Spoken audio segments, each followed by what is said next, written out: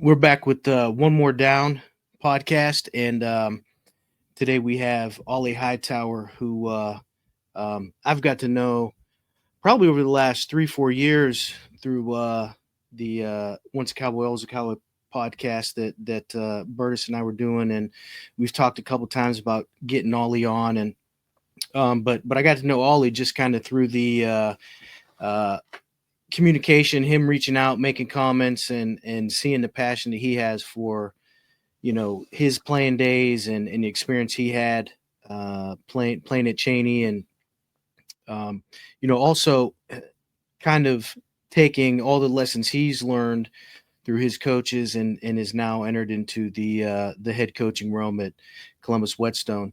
So he's definitely making an impact, and one of the things that I've noticed about Ollie is the little that I've got to know him. Number one, he was a great football player, and number two, just really really good guy. Like you know, very very engaging, and obviously being in education, caring about other people, and the history and his teammates, and So just been a good opportunity, kind of get to meet him and get to know him a little bit. So I've been looking forward to this one for a while. So, I appreciate you being on here today. That's no problem. I appreciate you two having me too. Yeah. No, it's just a Oh, good thing for me to be able to get a chance to have you on as a guest. I've known of you all your life, being a neighborhood guy, went to school with your siblings.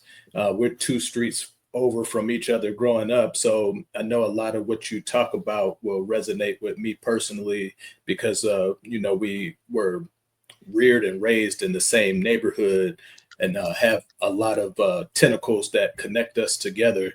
So I'm Yeah. interested to hear, from your perspective, what your viewpoint and your vantage point was coming up on the south side of Youngstown. So I want to thank you in advance for agreeing to be a guest on our podcast Absolutely. today. Absolutely. And I appreciate both of you having me. Like you said, we got a lot of connections within us three alone.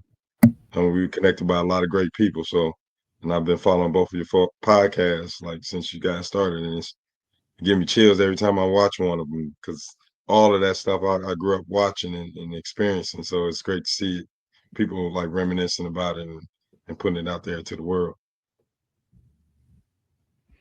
yeah, definitely. And it's sometimes it's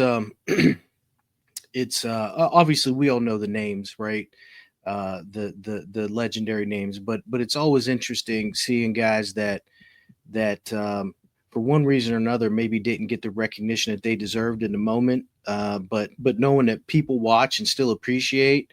There's been some people in here that I've had the opportunity to get to talk to that would not have otherwise, and you get to see, as Ron says, the face behind the face mask.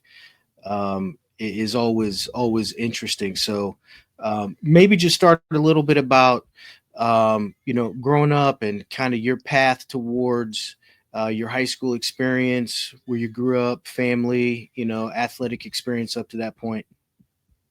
So I grew up on the south side, right off of Glenwood on Cleve, most of my life.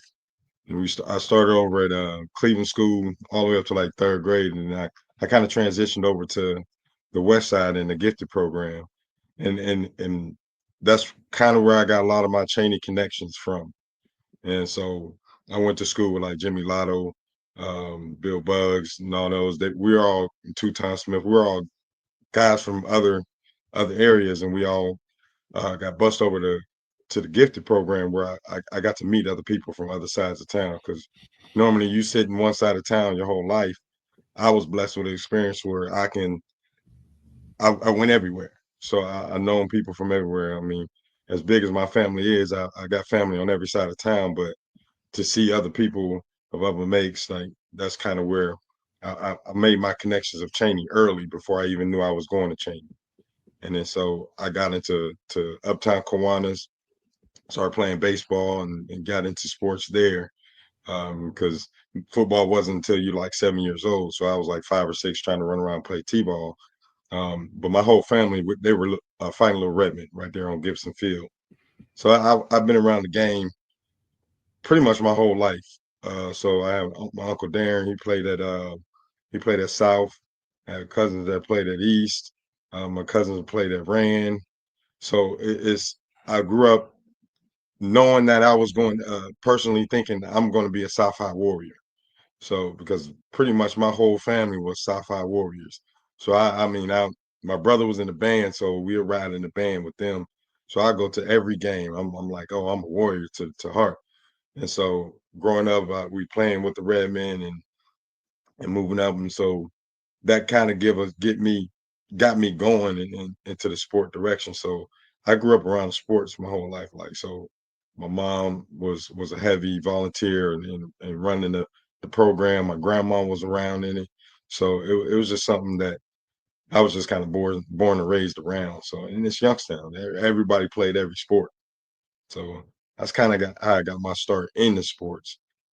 Um, but after that, I kind of played with the Redmond, where Redmond is like one of those privileged programs where one we scrimmaged a lot of the Vonnie Rogers League, which has some amazing talent. We weren't in that league, but we got to scrimmage them all the time. I mean, we always scrimmaging the Braves, we always scrimmaging the Broncos, we always scrimmaging the Sons of Thunder, um, the Penguins. So we got to play against top-notch talent. And then we go out and play against the Patriots, and we'll go against the Austin Falcons and Boardman Spartans and things like that. So I kind of got an early taste of how it is in high school early on. So we get to play all over the city. Not only like, you got certain leagues that only play in certain areas against certain teams. So it's which is fine, and you grow up playing against the guys you grew up playing against. But I got to go out to other places. We played at different schools and things like that. So that was kind of my push into the that little league era. And it was a kind of fun era where you get to see everything. And as a little adolescent, you growing up admiring like NFL players and things like that. You get to portray it yourself, and then you get to go to all these different places, thinking, and it's like traveling or going to a South game, like because we go all the way out to Canfield, thinking that's a far drive, like so. It was a fun time, like playing for the Redmen. I loved it. So which is middle school. I played at Princeton. We didn't have a lot of guys, but we were real talented. So we got to play with some guys that really left their mark. So and then I moved up to Chaney, and that's where I ended up.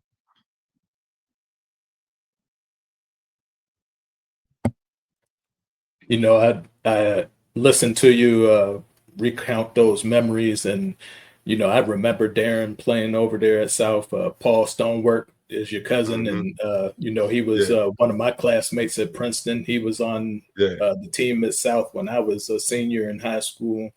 And then even the extended family connections. I went to church with Darren's wife all my life. I hmm, love the Turners. And then yeah, growing up with your other siblings, coming up through that Cleveland school pipeline. I remember Brian being one of the first kids in our age group that was actually playing organized formal football when he was with the Redmen. And then in the beginning of that clip, up in the corner, the band is actually out there on the field for South. And I remember the year before he was in the band, and I saw him in the band, and I was wondering. I was like, man, what are he doing in the band? This dude is a football player, man. But your brother, he walks to the beat of his own drum and everything that yeah, he does. I remember him and Stacy getting together very young, and you're looking and you're seeing a peer make serious life decisions at a young age, and it's just a yeah, testament to the way that your family interacted together. Because I remember your mother being very heavily involved in PTA. I remember seeing your father from time to time back in the early days, and he was on that softball circuit back in the day. So athletics, yeah, family, and service is a big theme in your family. And saying that, you have those military connections in your family, law enforcement, and then a large family group that stretches across the city quarters. Can you tell me a little bit about the inside parts of growing up in the Hightower house at 725 Laclede? well, funny you mentioned all that. I got four uncles. So my dad was in and out. He was doing his thing and stuff. But like you said, we're a real tight knit family. We're big. We're a big family, but yet we're tight knit. So my cousin Paul, and all his sisters, we grew up kind of like brothers and sisters. So and our family was always is like one of those families that's always together. And we're so big. It's like my mom was the oldest. My uncle Darren was the youngest. He was younger than my oldest sister. So it's like we're always together. And together so much, people think that he's a cousin, yet he's the uncle. So and having that police police officer, my late uncle, Uncle Maine, we call him, John Purdue. He was a homicide detective for like 41 years before he passed. So he was one of those guys that make sure that everybody in the city that knows this is my nephew or this is my niece. Make sure you look out for him, and he kind of one of those guys that kept us all on that right path. If we're hanging with the wrong ones, he makes sure he get out there and be like, no, this is not the one you need to be around. You need to be at school. You need to be doing X, Y, and Z. So I had them uncles that kind of took it a liberty upon themselves to help raise me myself. And I have uncle, my brother, like you said, was a guy who marched to the beat of his own drum. So I want to be like him a lot. So he played every instrument you can possibly imagine, and we got that from our father, who was grew up in the band and had a band, did all that around the city. Um, so I grew up watching people in my family doing multiple things and not just like one thing. It's not just like I'm a football player and that's all I do. Football is just one of the things that you do, like just to entertain yourself. So it was like you touch upon musical industries.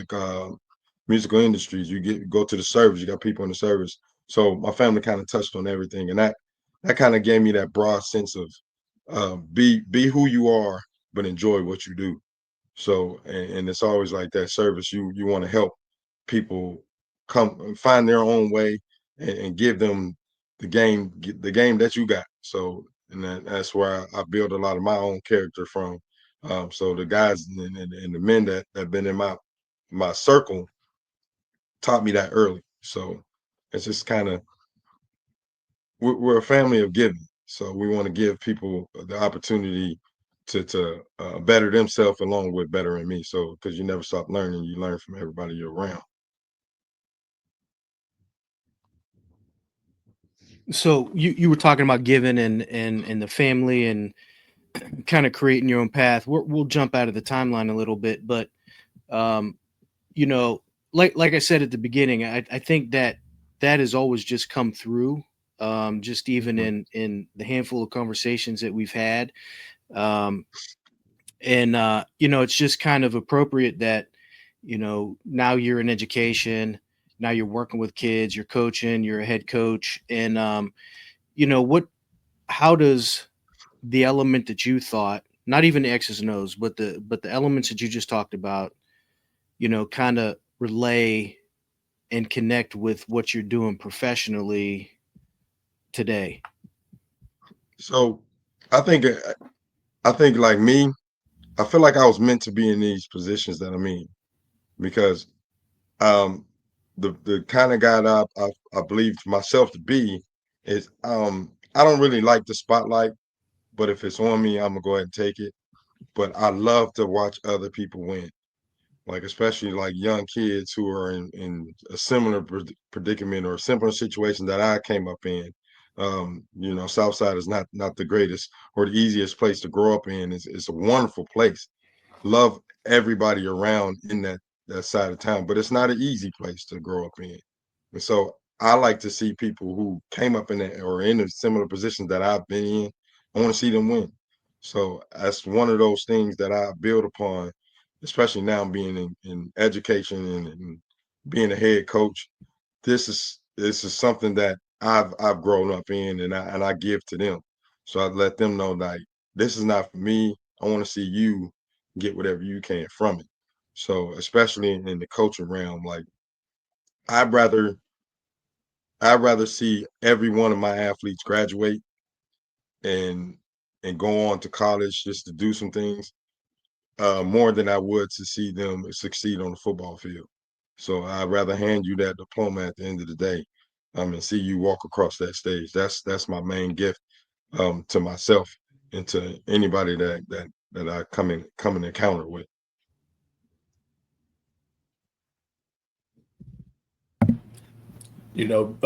As you talked earlier about that Princeton experience after being Mhm. a student in the gifted program over on the West Side. Um, I went to Princeton as well, late '80s, um, and some of what you just touched on, just some of the uh, different people and the different things that you have to navigate going to that school at that time. What was it for you that carried you through your experience at Princeton, keeping your academics high, participating in the activities that they had to offer, but still be in the midst of, some guys that may be thinking other things and gravitating more towards the street life. How did you stay grounded and focused on what you wanted for yourself? I had a lot of help in those four uncles that I had. So, and I came up like growing up, I was always busy. So, like I said, we played baseball in the summer. While I'm doing baseball, the little Redmond is practicing right behind us in the outfield. So it's like I kept busy and doing things. And me having the uncles and the aunts and the family that I have to keep us grounded, that kind of kept us on that right path and veering away from the street part. So because the uncle, my uncle Maine, um, he's seen a lot of that. So him being a homicide detective, he was able to see front or front line of the things that was happening that wasn't good, so he kind of stayed in our ears. My uncles had my uncle Darren ended up being in law enforcement also, so I had people in my corner that kind of pushed me toward that right path, and I was also lucky in the opportunity of becoming a young scholar, and getting inducted in that program, sixth grade. That really gave me the opportunity to have a focus and have an end goal in mind of something tangible that I can see that I can get and use in a positive manner. So us being inducted in there sixth grade and having them standards to keep me in line, to make sure I kept my grades right, make sure I stayed out of trouble and things like that. It was kind of that silver lining in everything we were going through at Princeton, so or that we were seeing at Princeton, to have something tangible to push for. So I was also in that opportunity to have that, and that's kind of what kept me in the path that I ended up in. So, and kept me away from veering off to the left or the right, wherever it may be. Now, your sisters were part of that program as well ahead of you. Yes, my older sister Tasha, she was in the first induction class, the very first one. So me being heavily involved in that program before I was even inducted, it gave me an outlook of the positive people I can be around, and the positive path that I can take. So I kind of was engulfed in it and put myself in it before I was in it. And then it gave me a focus to one, as she got inducted in '88, that gave me the opportunity I can work to get to there. So my oldest sister, Tanita, she was the valedictorian. So it was people in my household who were academically achieving the highest possible achievements. Like I may not have been the valedictorian, but it still gave me an outlook as far as like I'm academically able to be with the best of them if I needed to. And that path through the gifted program on the West Side, fourth, fifth, and sixth grade, I get that opportunity to be amongst some of the brightest minds in the city of Youngstown, and being taught by some of the best teachers in the city of Youngstown to teach us that even at a young age that we are smart, we are capable, and we're able to get anything done no matter our circumstances. So that's just a lot of part about it. So I had that inner house models to model my path after. Yeah, it's funny you're talking about both you guys talk about Cleveland. So when I was in college, like that was the first spot that I went to. That was the first school that I did any of my field experience in over at Cleveland Elementary. And then you're Yeah. talking about the West Side, that program. That was the first. That was where I got my first teaching job. Was at West Mhm. Elementary. Yeah, I remember I remember when they did the testing for that the honors program, the gifted program over at West. I didn't make the cut, but you know, but I got to teach her, I guess. um, so what you know you have you were blessed with great family, great experiences. You know, and I think this is important, especially in the 90s when all of us were growing up. Ron, you're a little bit older, so you were on the front lines of it a little bit more. But when the dynamics changed in Youngstown and things got a little heated on all sides of town with some of the violence and the activities going on, you know, you it seems like, you know, you had the opportunity to kind of weather through experience, exposure, you know, making a decision for yourself. But there's always that trap of just kind of following the group and whatever you're connected to, and just kind of going down that path. It seems like you learned that lesson early to kind of just do your own thing and make your own path. Is that accurate? Very great.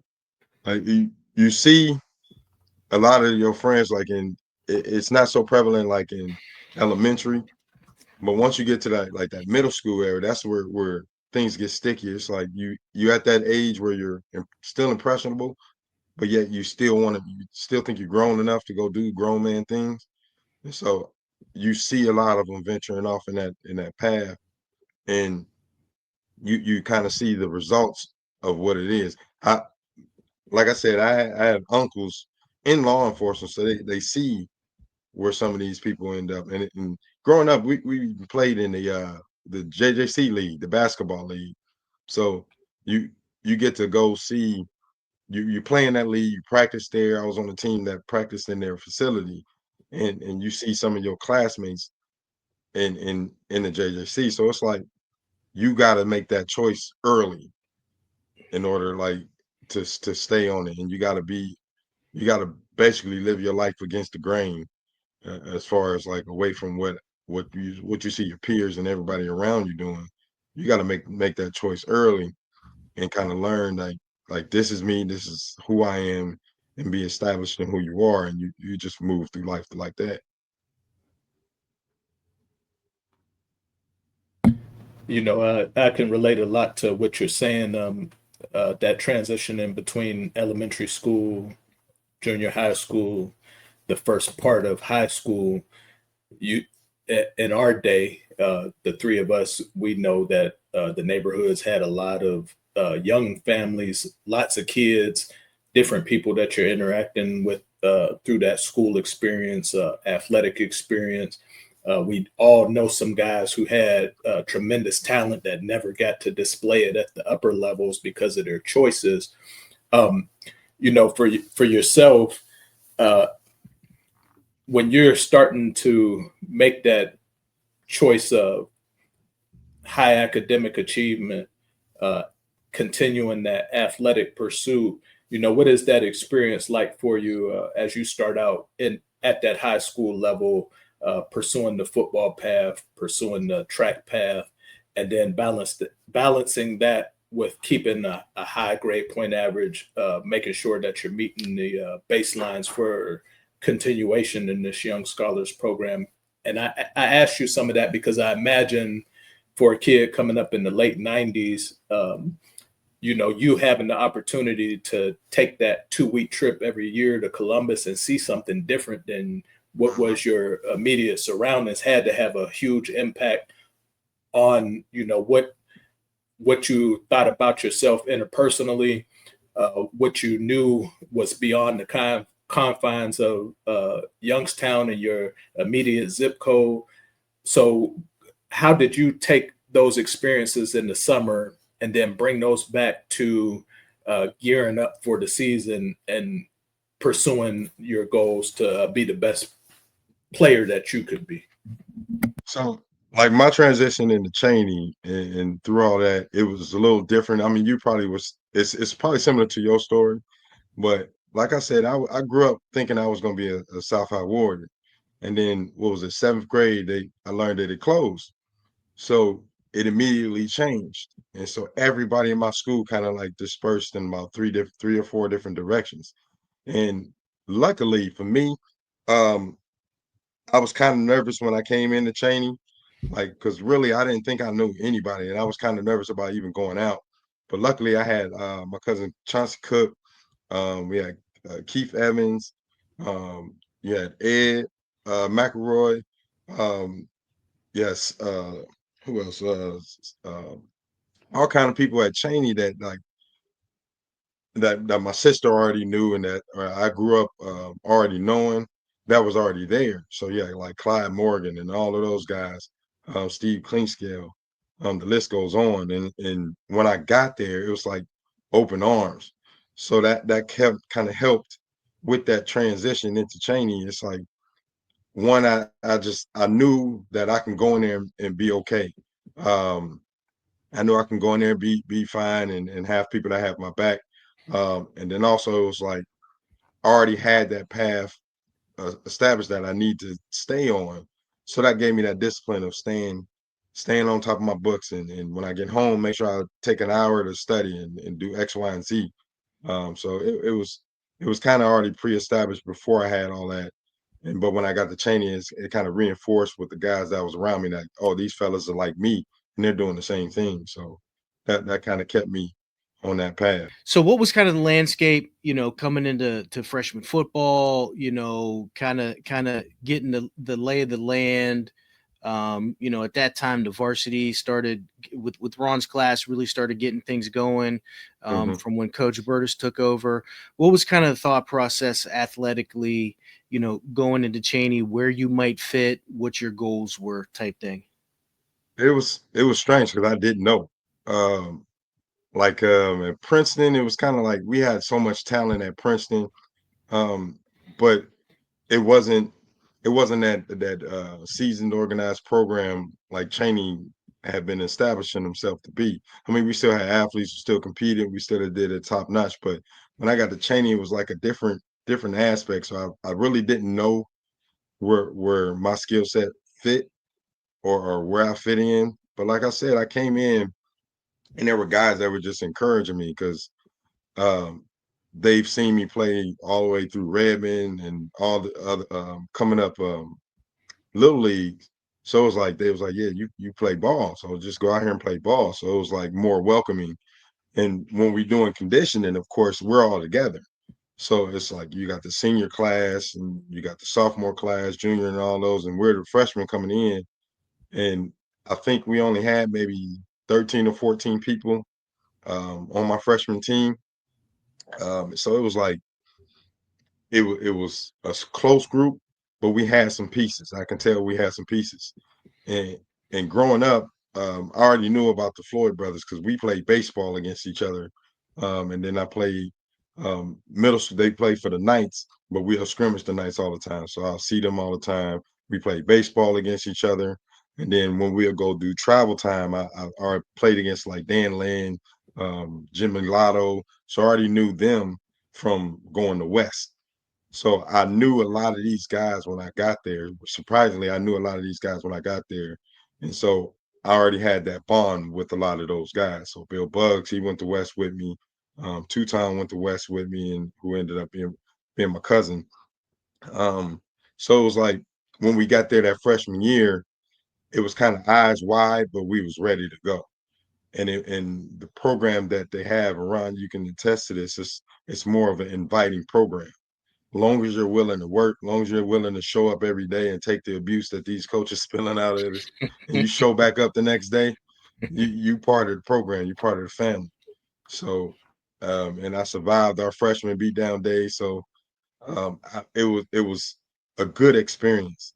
So as much as we ran and did all that, it was something that I learned early how to work hard and how to put forth effort and just learn and soak in whatever you need to soak in and just do whatever needs to be done. So that freshman year, it was a loaded senior class. So we didn't, of course, freshmen never practiced with the varsity, but we can hear how intense it was down there. So and it kind of made some of us nervous. So and Coach Sip is not like uh, Lamongier. He's not like Coach Burtis by far, but he still had that same discipline and that same um, core values in what he believed in football, that we still were able to build what we built from there. So we were able to kind of, I guess, carry the torch because we played against some good talent, especially at I think North had C.J. Moore, who ended up playing at Ohio State. He went through Ursuline. You might remember him. Um, North had P.J. Mays, who ended up at UC. So we're playing against some top-notch talent. So it wasn't like we just gonna go play some nobodies and just run the table. But so our freshman year, we played a good schedule, a good amount of people. So we went out and played Boardman. We went out and played that, but it learned early how, yeah, you got to play both ways. You got to train like you never coming off the field. So that's kind of that mentality that I learned early that you got to do. And I learned early that this is a place that they work hard, and you're gonna have to join in or just move out the way. When I was looking over your clips and uh, just watching you that 97 year, there's a lot of similarities in terms of our body build. Tall, lanky guys, maybe a little bit underweight for that upper Division 1 look, but I see that you're also a versatile guy that can move to different positions within the offense, respond to uh, different aspects of the phases of the game in terms of blocking, running the ball, catching the ball. And then you played the same position I played when I was there. You were primarily on that left side as a cornerback, which you're going to always get a lot of run heavy game into the boundary, with that being the power side for most teams. As you're going through your transition and making your way up through the ranks to that varsity level, you see some guys that had great opportunities in front of you. You already know that there's a pathway towards success in terms of competing for city championships and getting back to that playoff level of football. But for you personally, what where where did you want to be in terms of position, and then what drove you to be a guy who would move from uh, tailback to tight end to wing back within Burtis's philosophy? Well, I started out, little league and all of that in Princeton. I was a receiver, and corner is always like where us linky guys end up being.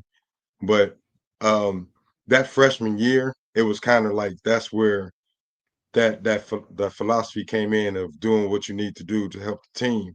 So it was that heavy. If you can't block, you can't run the ball. If you can't tackle, you can't play. So, and it's fundamentals of football. So I still believe in that to this day.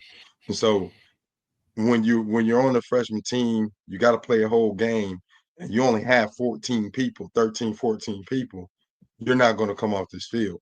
And so if one person comes off, like a tailback comes off, guess what? Somebody next available guy got to jump in there and go do it. And so that freshman year has kind of solidified that mentality for all of us.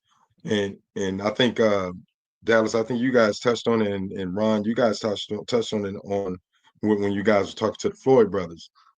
We had a scrappy team that was willing to do all of that. So there was not one guy on that team that wasn't willing to go play guard if we needed to, go play tight end and block if we need to, play up back, fullback, tailback. So it was just like we knew what each other had. So and we embraced what each other had. So it wasn't like I'm just a tailback, so I want to get 100 carries. I wasn't one of those guys. I didn't have the build to have 30, 40 carries a game. Like the year before me, we had Mike Klingscale, who was built for that. He had 20, 30 touches a game. Year before that, we had John Cook. So we had guys that can do it, and then that can carry that heavy load. But if you look at the class, I think it was class '94 with Steve Klingscale, you had Chauncey Cook, you had all those guys who were multiple facets, and any one of them can go back there and play tailback. And so growing up watching Sylvester Patton and Malcolm trade off. One have a big run, the next one have a big run. That was something I embraced and I love seeing. So when I got out on that football field, it was a no brainer. That's what football players do. You just got to get out there and play whatever position needed. And in the group we came in with that freshman year, class of '98, we had so many guys that played so many different positions, and it was just a no brainer just to get out there. Oh, we need a tailback this play. I'll move the tailback. All right, Anthony, you got receiver this play. Okay, I'll move over here to fullback. I'll go tight end. So it was just something that it was ingrained in us early, it was reinforced in us over that summertime and in that freshman year. It kind of solidified it. So I want to touch on that because I've talked to Ron Burtis about that specific thing. Mm-hmm. But you know, 90. So I'm interested in 96. What was Mm-hmm. your season like in 96 when they had the football season in 96, right? That undefeated season. What role were you playing that year? I was primarily cornerback, and strangely enough, I started the season from my sophomore to the like probably the first 3 games. I was primarily just a special teams guy, and like over the course, because during that summer, the depth chart kind of established itself. And the downfall of me being in that program, I missed 2 whole weeks, and so Mm. and that kind of leaves you at the bottom of the barrel. But I understood I understood the parts of that. So when I came back, I knew that those 2 weeks I got to work twice as hard to come back up in that depth chart. So it wasn't like I'm mad that I feel like I'm better than X, Y, and Z or this person and that person. I knew exactly where I stood. So I knew I had the physical capabilities. It was just I have to get out here and prove every day to the coaches that I'm able to do it and I should be out there. So like our first I would say first, I want to say 3 games. I was primarily just like kind of um, special teams guy. I was on just about all of them. I know I was on kickoff. I was probably on kickoff return, things like that. But I was just that piece guy. But well, we were doing pretty good that season, so we will end up blowing some guys out. So I might get a touch of the field here and there against like Fitch and Boardman, and I think it was Camel. But as the season progressed, I kept working. I was off on the off season or like in the practice days. I was the scout guy. And there was always that one guy that got to be that guy on the other team. So I ended up that sophomore year, freshman year, it I was the guy that was to supposedly say if number two is the guy, I got to be number two. So and Ron, like, hey, you're gonna be this guy everywhere he goes. We see number two, that's you. So I was that guy through sophomore year and then mostly our junior year. And so that kind of built that toughness where I had to take my beating and take take it as it is and just keep working. And so through the first couple games, like I said, I was primary special teams guy. Now I think the one play that stood out, it was um, sophomore year against Wilson, I believe. I just got in there. I think I went in for like somebody at corner, and I happened to get the right bounce at the right time where somebody fumbled. It bounced right in my hands, and the only thing I could think of was just run. And all I did was run. And so I was lucky enough for it to get that right bounce, and I never came off the field from that. And so our following game was probably the most terrifying game I've ever played because that was my first time starting, and it was against rain. And I just remember Coach Burtis coming up to me and saying, "Hey, you're going to be the guy to watch Sam Crenshaw." And I looked at him like he was crazy. And I'm like, "What do you mean?" And he said, "Wherever he go, you go." And I looked at him and Pope like, I'm like, "Me?" I was like, "You sure you want me?" I was like, "That's Sam Crenshaw. 10, 7, and 100. And he's 6'5" and jump out the gym." And so it's funny, like I was like, okay, that's what I got to do. And I tried my best. First play, broke my ankles. I fell right in front of the crowd.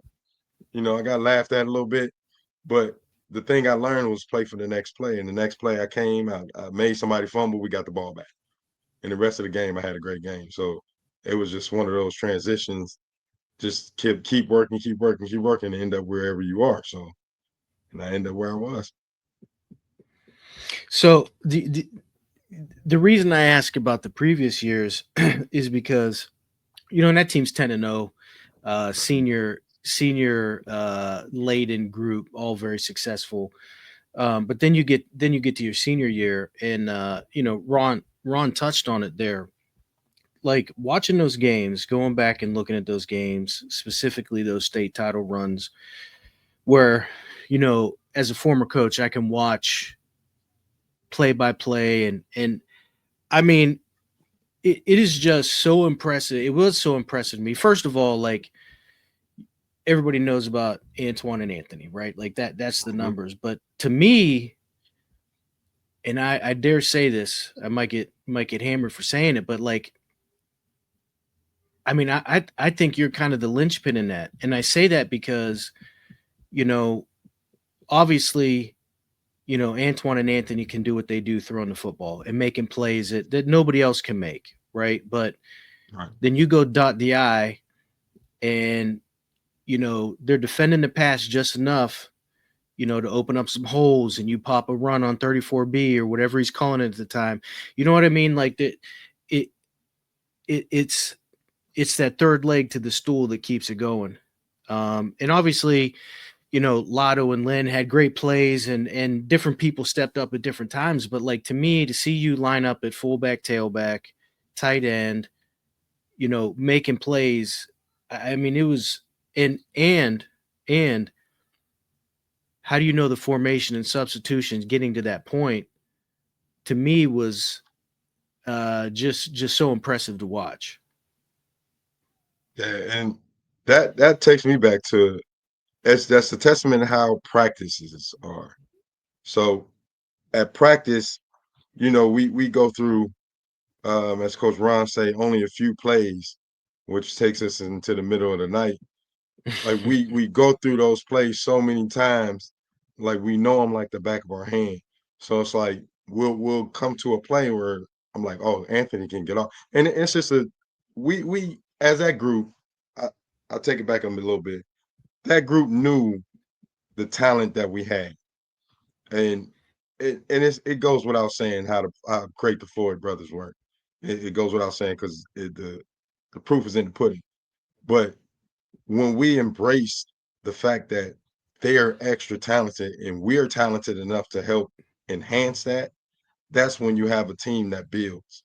And it was just the fact that we all knew we can make plays. They can make extraordinary plays. How can I help make this guy make this extraordinary play? Because if we take it back to the 96 season, it's without a doubt that Anthony and Antoine had a great season. But on the same time, Mike Klinkskill had a great season. Craig Lynn had a great season. So it's like we can see how all of this can gel together. And so with us learning every play and we're running every play, so we might run 48 seam delayed 12 times, but I might say, oh, I'll go to tight end during this run play so we can set up the delay later on. Like so, it was just a matter of we started to understand the key of football, and like what plays set up this and all that. So, and then back to practices, it it's every day. Everyone had a role to play. So we began practice. If you guys remember, we had the timed run from goalpost to goalpost. And so it might be a Monday where we have that. Anthony might get it on a Monday. And then Tuesday, Troy Cochran will be like, yo, I got it today. And then the next day, I got it today. So then we run gassers, we'll have like 10 gassers. Everybody had an opportunity to step up in the lead. And so that's where that mentality kept being reinforced back into the practice because that's how it always has been. And so it was like every guy is going to do their part when they needed to do their part. And so even when we ran gassers or we were running 40s in the summer and the time has to be this in the front, this in the back, everybody stepped it up where we all knew we had the ability to get it done. And so we all took advantage of that. So it was like, hey, I'll get the front on this one. And we may not have said it to the coaches, but we discussed it amongst each other that, hey, I'm gonna get this one, and you get the next one, and you get the next one. So that's kind of where that brotherhood was developed and that background scene. So and we love to see each other win. That was just one of those teams that I loved seeing Anthony go score, and me and him was our punt returners and kick returners. So we was push each other in the season. I bet you I'm having more interceptions than you. I bet you I have more punt returns than you this year. And so that's kind of our push. Like, so that's part of that process of I understood what his ability, he understood my ability, and we embraced both of it. And there was nobody on that team that knew do the same. I was present when you guys faced East the second time in the playoffs. If you think back to that particular season, when do you think the flipping point was for you guys? Because you take that loss to them earlier in the season, and they gain the city title, and then you're facing them a couple weeks or a few weeks later in a playoff game where nobody had really given that team a chance to make a deep run. So when you think about the dynamics that led up to that first meeting with East, that second meeting, and then entering this playoff run, ultimately driving towards that state title game with the sales, what were those transition points from your viewpoint and your recollection? I would say there were 3 points that stick out to me as far as for me. One was it wasn't even during that season. It was the loss to Canfield, where we were supposed to blow them out the water, and they ended up beating us by like 4. And it was it was a nasty game, um, and we lost. Like we weren't supposed to lose. We was number one seed, and this, that, and the other. And so that was one of those points where we knew what it took to get to that 10-0. And now we knew the feeling of getting to 10-0 and not making it past that point. So we went into the season trying to duplicate that somehow, seeing what we can do to duplicate that. Now, we won our first game, and we thinking, okay, this is how it's gonna go. We go up against the second point is that Boardman game. Um, we go into that game and we start out fast. I mean, Anthony, like they go score one. He takes the kickoff back, go score. They punt, we go back and forth. They score again. He takes the kickoff back again. So it was just like, and then I returned the punt. So we were up, and then we end up losing that game by a point. And that was like, oh dang, it hurt. So now that 10-0 is out the window. So now it was like, what's next? What's our next goal? Is the city. And so me knowing a few of the guys on the east side, I knew East was up and coming. I knew they had I knew Coach Lyden from South. I knew how hard he worked in the weight room, and I knew how he put teams together. And I knew PJ. I knew Nate Logan. I knew Keelan Logan. I knew they had just got them from Ursuline, and I knew they was putting those pieces together. They had Tim Frost. They had a squad, and so I knew they were piecing it together over there. And I kept in guys' ear. I'm like, they got a quarterback now. They got a running back. That's a team to look out for. And needless to say, we get to that game, fired up, and the emotions were high. We end up losing that game. Um, and I think that was that third point. Once we lost that point, we didn't know what was going to happen after that. It was like we done lost the game. We don't know if we're going to make playoffs. So it's like we had a point where we don't know what's going to happen. So we went into the Hubbard. I think at the time I forgot what seed they were, but they were higher than us. So all we knew was like we just got to finish this game and see what happened. So we went in that game. We beat them pretty good, and from there it's just a waiting game, and then we end up getting I think it was Minerva, who was the first seed, and they were like #1 in the state, things like that. And us being intent watching film and knowing the talent we have, we knew on film and we can see, and we knew what we had, that we athletically were more talented than them. And we had nothing to lose going into that round one. Like, it was absolutely nothing to lose. And then once we got first couple plays in, we like, yeah, we can beat this team. And so Antoine hit this big run. I think I went down, I scored, and then they came down, they scored or something like that. And Antoine hit this big run. I think it was like 75 yards. And from that point on, it was just like defensively, I don't know what the switch was, but it switched on where they didn't move the ball at all. And so we played that round, beating the #1 team in our area and the #1 team, the top 3 team in the state. That gave us so much confidence. We were flying high. And then now we seen on the news that East won, and they were like the #3 seed. We were 4. They beat the #2 seed.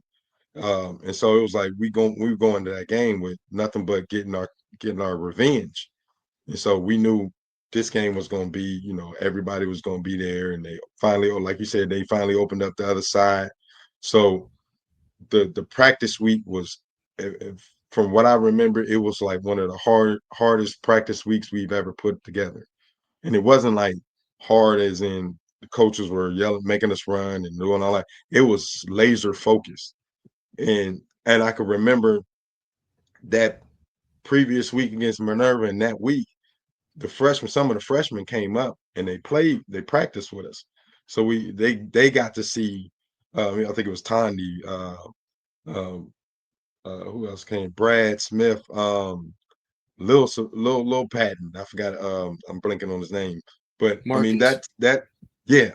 So they all came up and they were able to come practice with us, and they kind of ran scout and things like that.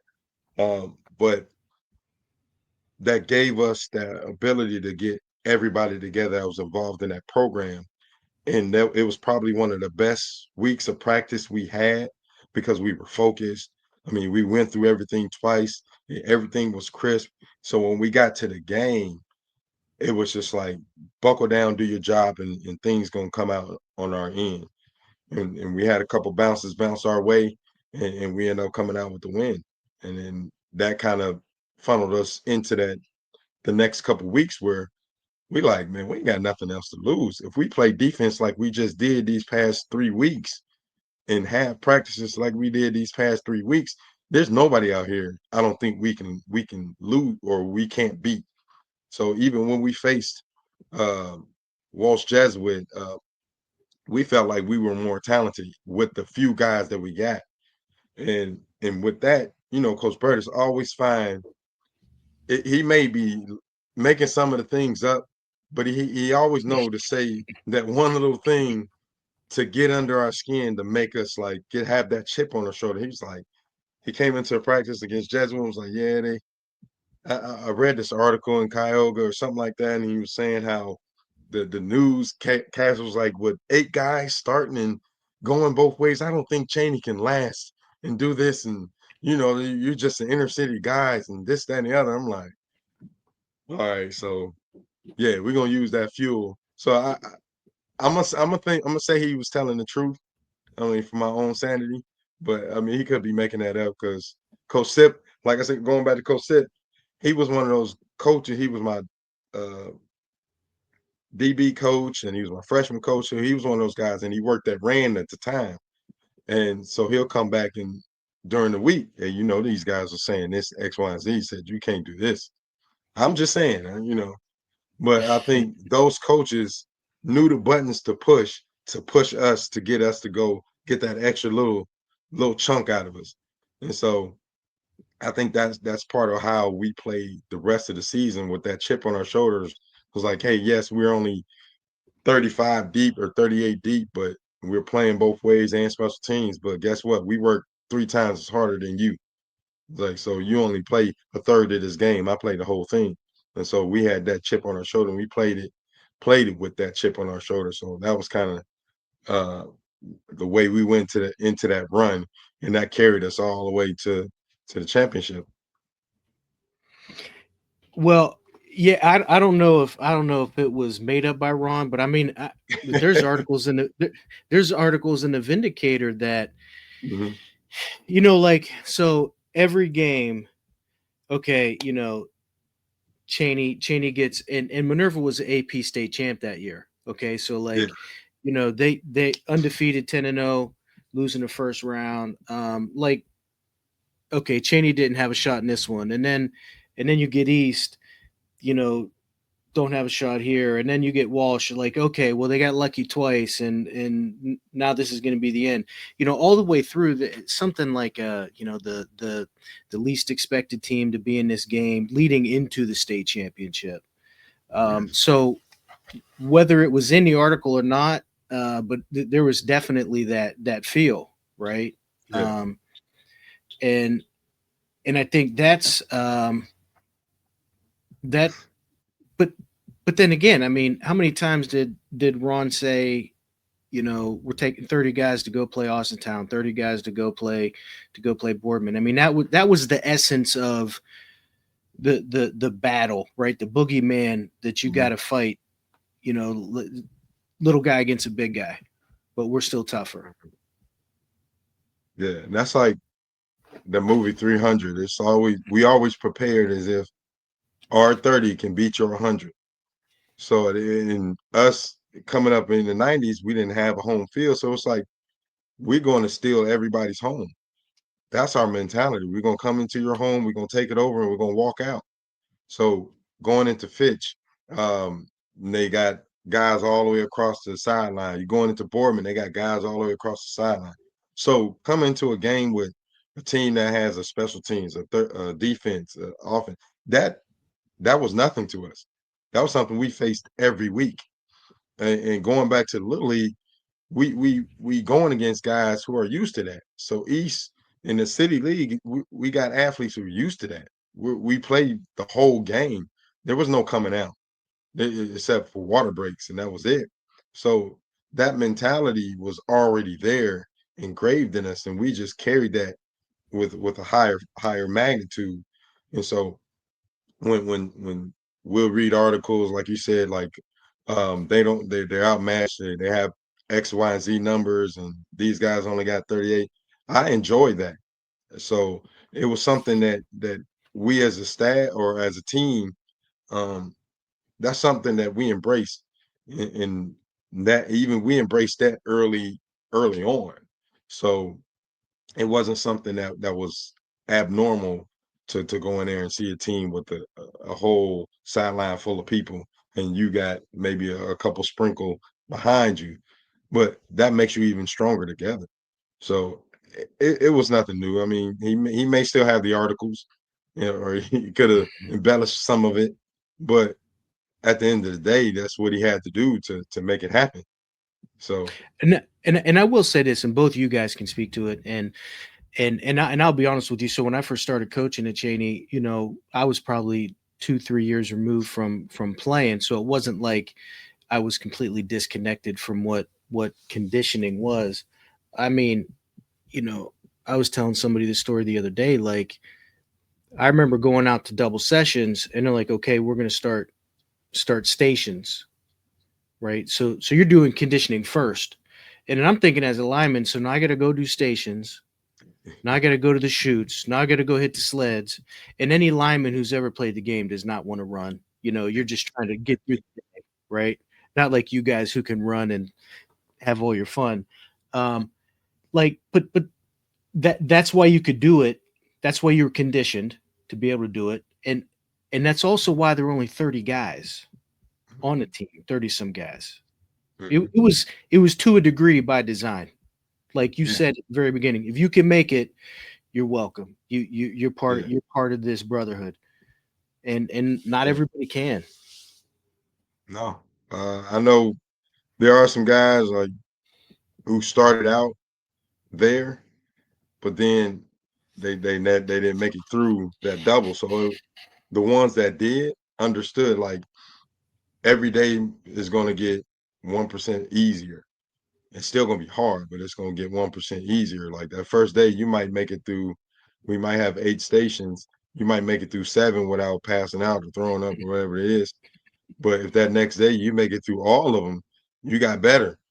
And then, well, I mean, you still got to go through everything else, and then you might, you know, tire out later on that day. But it was always that marking point where you can pinpoint, all right, I made it to here yesterday.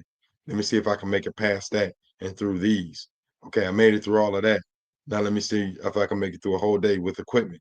Okay, I made it through the shoulder pass. So it was like you find that little goals in yourself to keep pushing yourself, and you got guys that's gonna help you up and try to push you through it.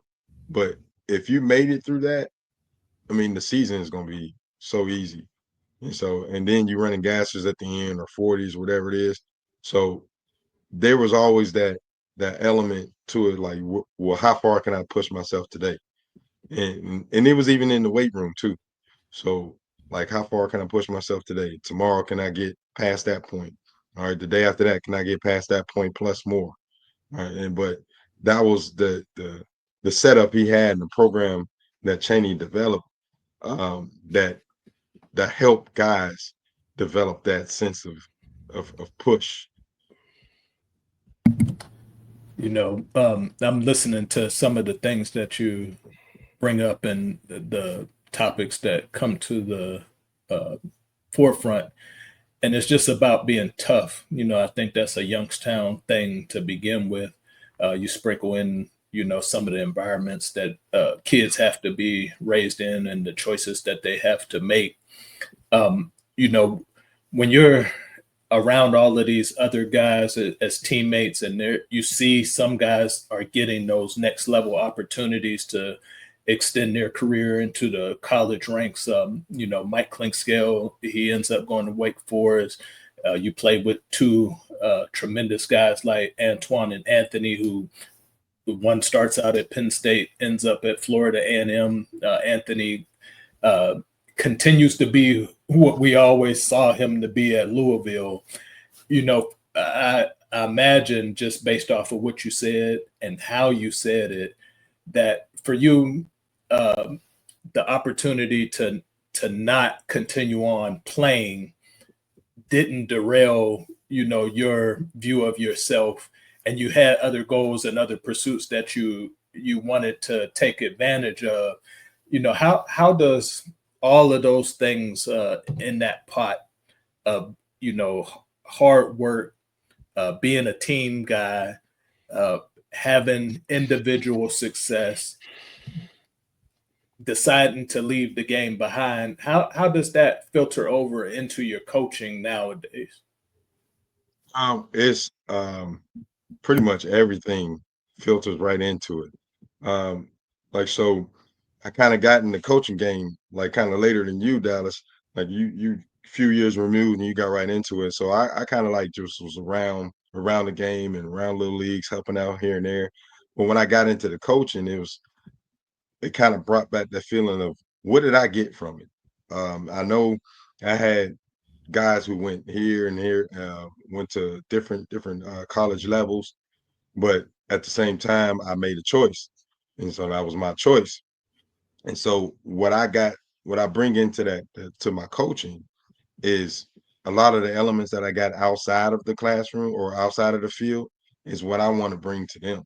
So it's like that hard work element is, and that push element, that finding your own path element. Those little things are something that I instill a lot in the guys I coach now. So I incorporated when I first took over stations.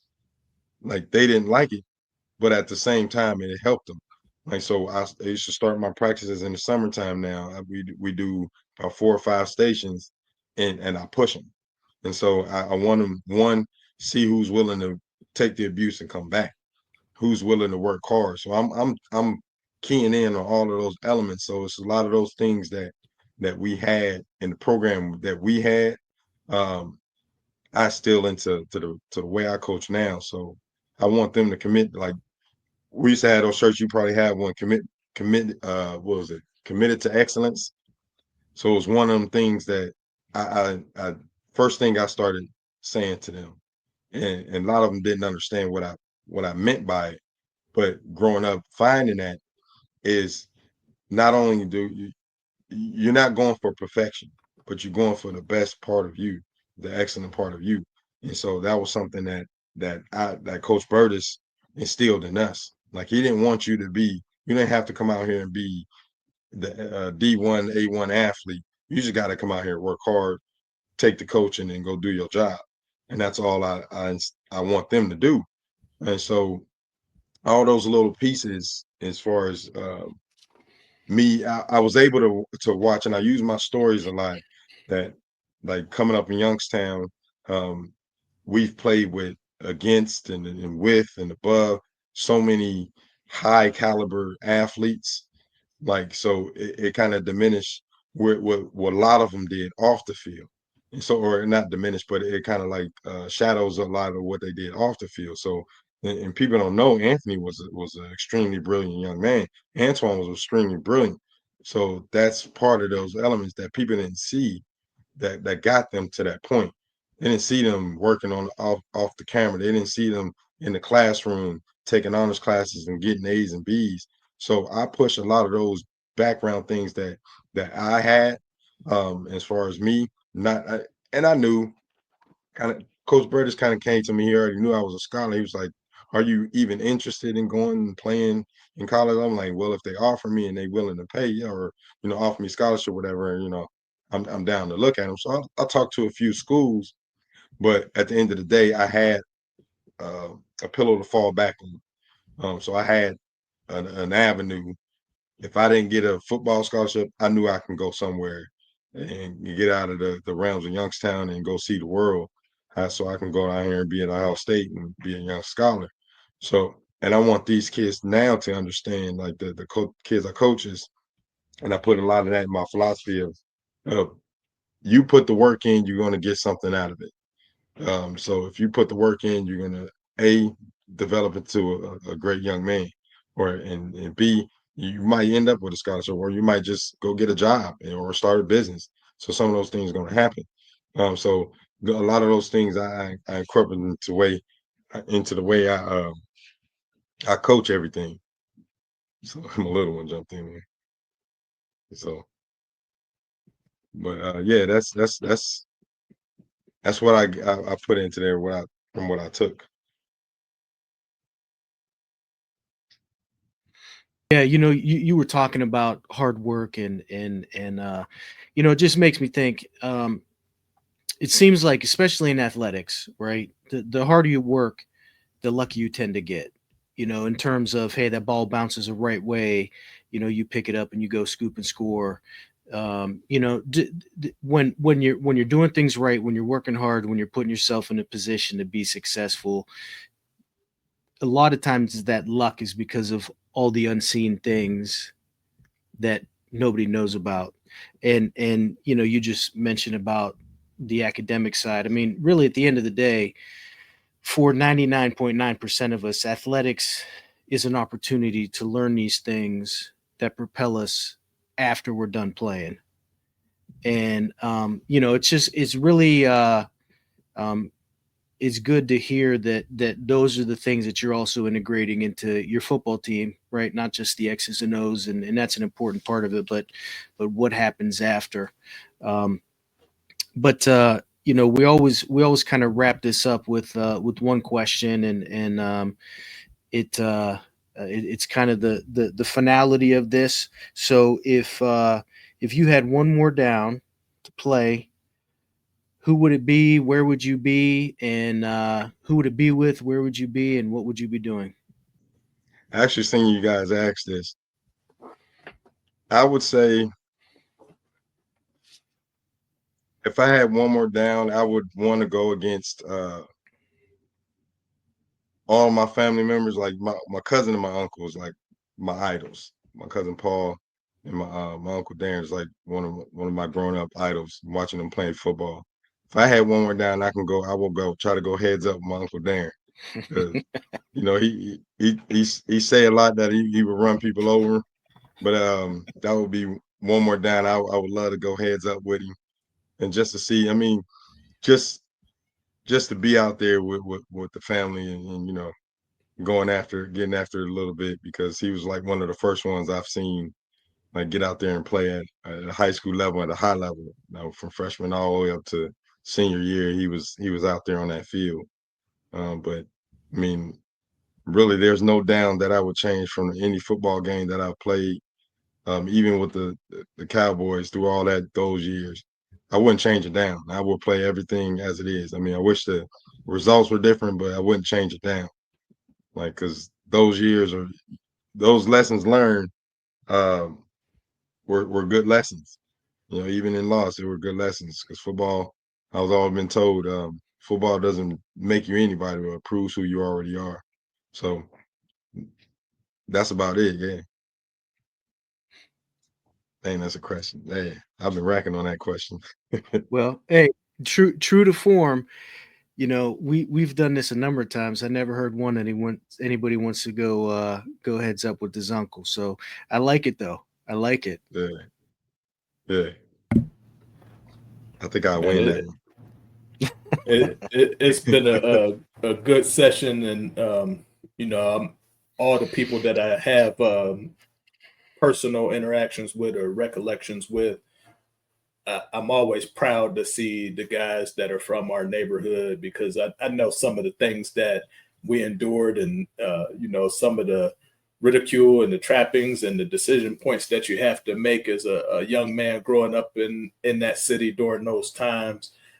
So to see you, flourishing, being a good dad, uh, teaching the game, keeping yourself engaged and involved with young people, and just knowing, who the core of your family is, and that those teachings that I always seen instilled and put into each one of you are continuing and being taken advantage of by the people that you're influencing.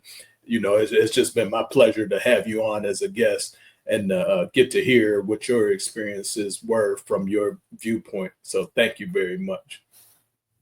You're welcome. I appreciate both of y'all, and I appreciate both of you, both of your podcasts. One More Down, the once a Cowboy, I love keeping those memories alive so we can influence the rest of them and the up and coming young guys who might be in that city and seeing that there's other things we can do and there's ways out and there's always a path for everybody, and you just got to stick to it. I appreciate y'all. Thank you for having me. Yeah. Thanks, man. Appreciate it.